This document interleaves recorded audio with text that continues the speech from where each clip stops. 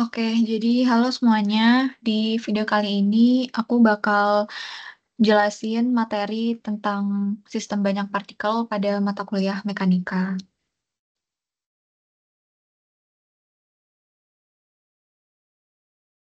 Nah, jadi eh, misalkan terdapat suatu koordinat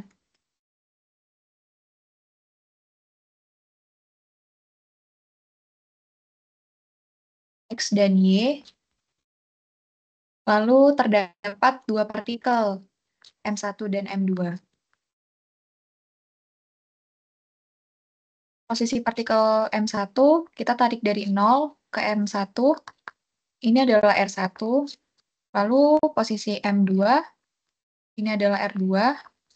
Dan kita misalkan pusat massa dari kedua partikel ini adalah di sini.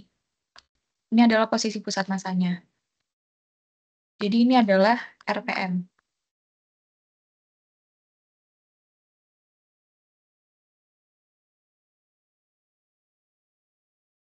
Nah, selanjutnya gimana sih cara nyari posisi pusat massa? Sebenarnya simpel aja. Jadi RPM ini sama dengan M1R1 ditambah M2R2 dibagi M1 ditambah M2. Lalu kalau kita turunkan terhadap waktu, D per dt, nantinya kita dapatkan kecepatan VPM sama dengan M1V1 ditambah M2V2 dibagi M1 ditambah M2. Diturunkan lagi D per dt, kita dapat percepatan pusat massa sama dengan M1A1 ditambah M2A2 dibagi M1 ditambah M2. Nah, ini kan kasusnya kalau dia itu ada beberapa partikel. Nah, namanya partikel berarti kita itu kita tuh mengabaikan dimensi dia. Jadi kita nggak peduliin bentuknya mau lingkaran, mau kotak. Namanya partikel, ya berarti kita anggapnya titik. Nah, gimana cara nyari pusat massa dari benda yang rigid? Jadi misalkan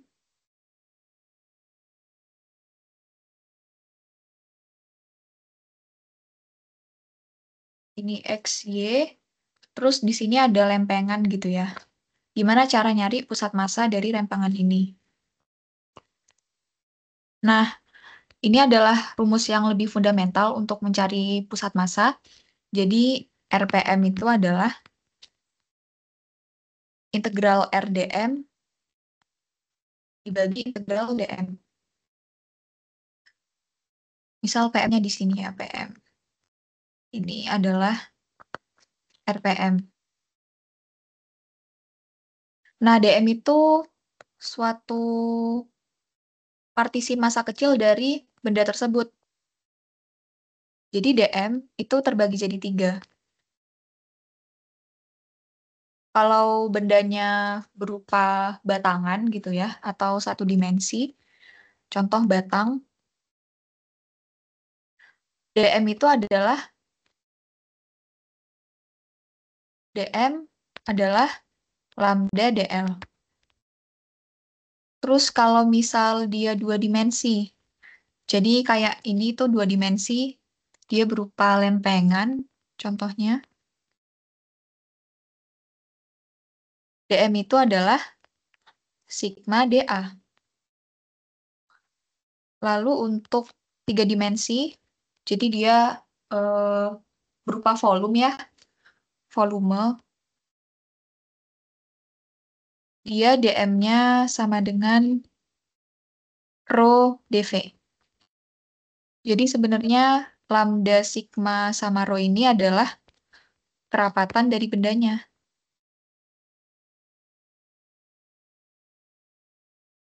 Nah, itu untuk rumus RPM yang lebih fundamental. Selanjutnya, em,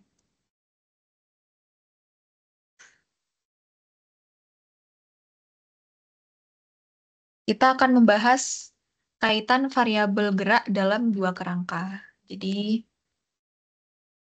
kaitan variabel gerak dalam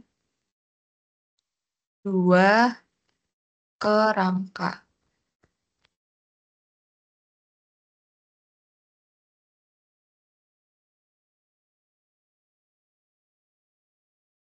Sekarang kita balik lagi ke gambar yang awal.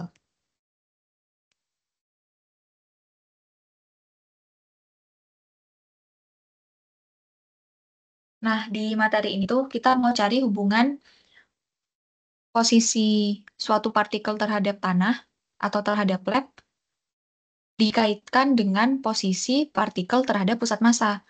Nah, gimana cara nyari taunya? Jadi, R1PM itu adalah R1 dikurangin RPM. Kenapa bisa dapetin ini? Pertama, kita harus tahu dulu. R1PM itu kan posisi relatif benda satu terhadap pusat massa. Jadi, kalau digambarin vektornya, pangkalnya ada di PM, ujungnya ada di M1. Ini adalah R1PM. Kalau R2PM, sama. Pangkalnya ada di PM, ujungnya ada di M2. Ini adalah R2PM. Nah, sekarang coba kita lihat vektor segitiga itu. Jadi ini adalah RPM, terus ini adalah R1, IPM ya tadi, ini M1-nya, terus ini adalah R1PM. Kalau kita ingat lagi aturan penjumlahan vektor,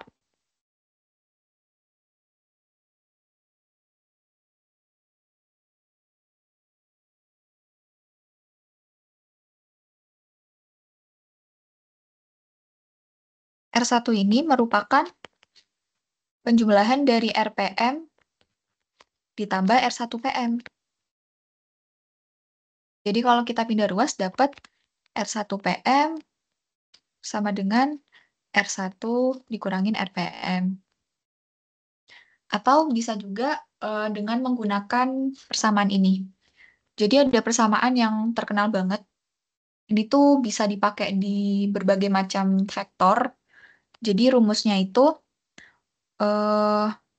RAB sama dengan RAC ditambah RCB. Nah, kalau kita aplikasikan ke sini, berarti kita mau cari R1PM kan? R1PM sama dengan R1 terhadap O ditambah RO terhadap PM. Dan kita tahu RAB itu sama dengan minus RBA. Sehingga ini kita bisa ganti jadi R1PM sama dengan, nah terus kalau R1O ini kan maksudnya terhadap kerangka inersial ya, atau kerangka lab, kerangka tanah. Biasanya O-nya nggak usah kita tulis. Jadi langsung R1 aja, dikurangin sama RPM.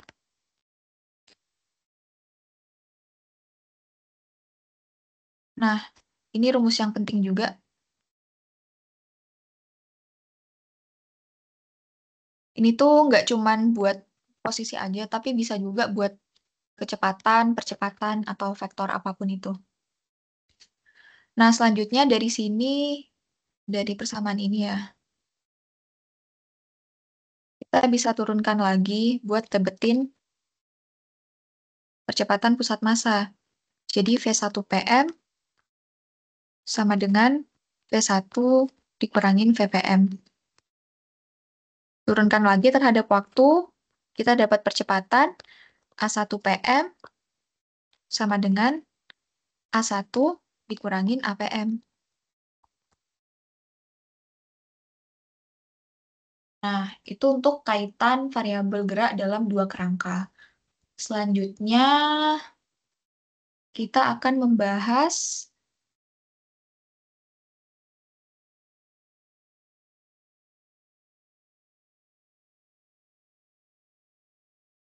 momentum.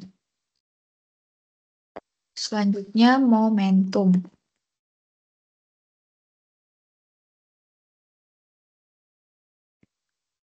Momentum ada momentum linear dan momentum sudut. Jadi yang pertama momentum linear dulu. Jadi kalau sistemnya itu terdiri dari banyak partikel, P itu sama dengan P dari sistem, sama dengan penjumlahan dari semua momentum dari tiap partikel. Sigma MI VI. Dengan I sama dengan 1 sampai N. N ini bergantung banyaknya jumlah partikel.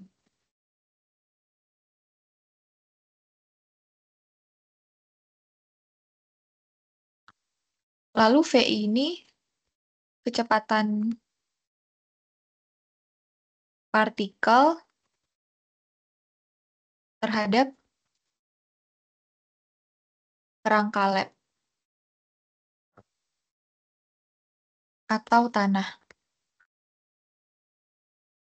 Nah, ini kan kalau momentumnya dinyatakan dalam kecepatan partikel terhadap kerangka lab. Gimana kalau kita mau nyari momentum sistem, tapi kita mau pakai kecepatan pusat massa? Berarti kita tinggal buka aja si VI-nya. Kan tadi kita udah dapet tuh dari rumus yang ini. Berarti kalau kita ubah, V1 atau VI sama dengan VI PM ditambah VPM. Nah, kita bisa ubah ke sini. Jadi PS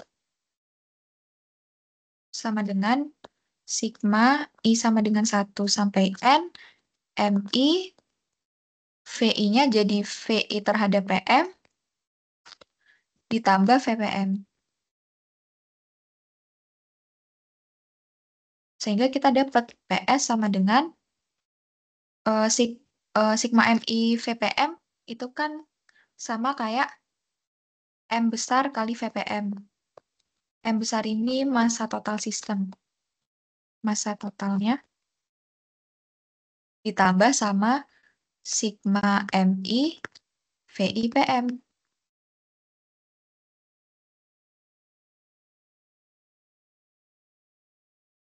Atau ini bisa kita sebut PS aksen lah. Atau momentum total partikel terhadap pusat massanya. Terhadap PM. Ini rumus yang penting. Selanjutnya untuk momentum sudut. Momentum sudut itu definisinya LS sama dengan R cross P kan.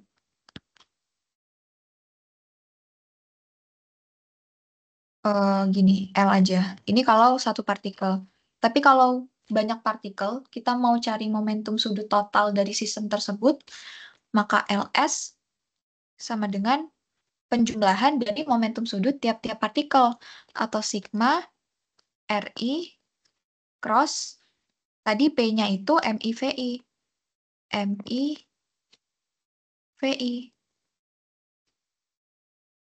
I-nya sama dengan 1 sampai N.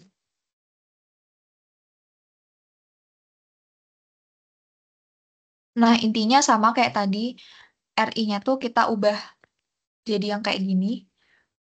Terus VI-nya juga kita ubah jadi bentuk yang kayak gini.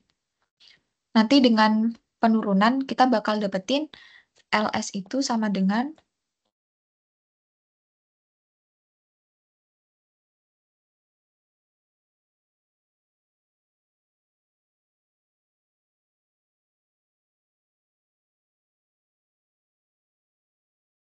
RPM cross M VPM ditambah sigma R PM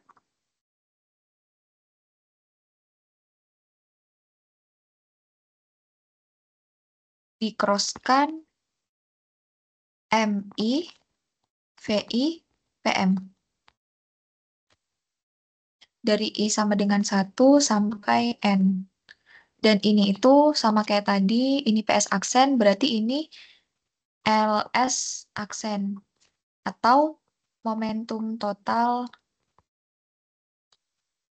momentum ini linear ya. Momentum sudut total partikel terhadap pusat massa.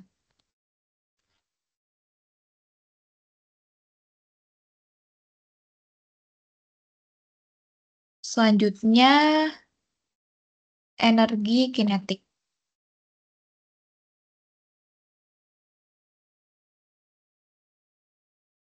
Energi kinetik.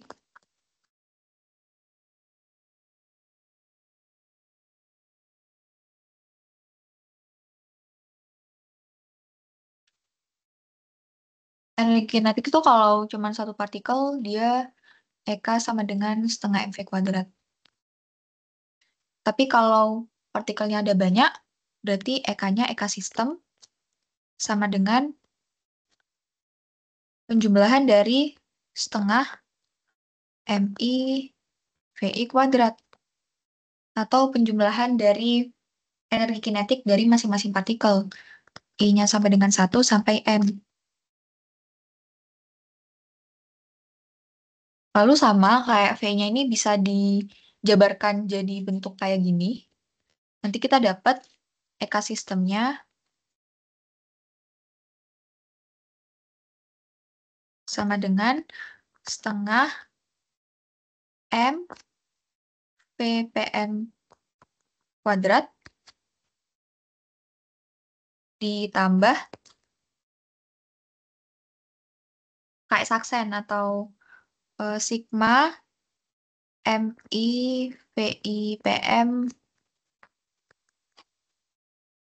kuadrat dibagi 2. Gini, setengah MI VI PM kuadrat I sama dengan 1 sampai N. Ini adalah EKS aksen.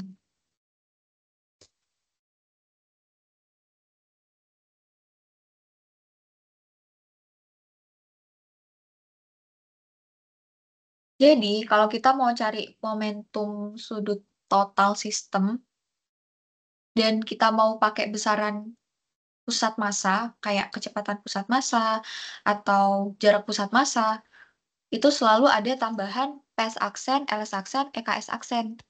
Atau besaran tersebut totalnya, tapi terhadap PM. Jadi harus ada tambahan itunya.